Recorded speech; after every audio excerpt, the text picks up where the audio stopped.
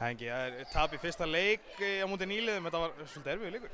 Já, hérna, frábær heimavöllur, það var rosa stuðningur og stemning og það voru bara miklu stemdari Skallingstúlkur í dag heldur en við. Við vorum alveg gríðarlega flatar hérna í byrjun og við áttum bara aldrei skilið að vinna leik.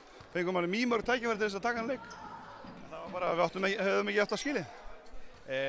Þið náttúrulega erfitt að spila á móti svona nýliðum og þekkið kannski lítið, kom eitthvað óvart hjá Skallinga? Nei, ekki neitt.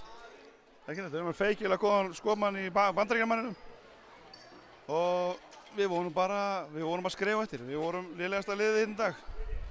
Þið eru núna náttúrulega, þeir sem byrjuðu síðasta tímabil líka frekar illa byggðuð upp, það væntanlega þeir eru ekkert að fara að hengja haus þetta í svona leik.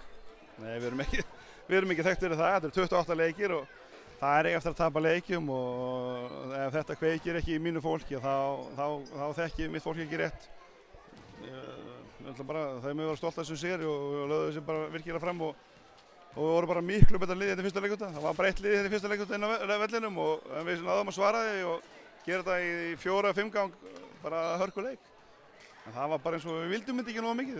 Þegar við gátum jafnað þetta eða komið sinni í 1 stig eða eitthvað, það var bara eins og við vildum þetta ekki nógu mikið og hérna mjög ósáttur við vorum algjörlega föst á þriggjastilinni og við sáttum ekki svona að körfunni og bara prikka á Skallagrími, við gerum vel.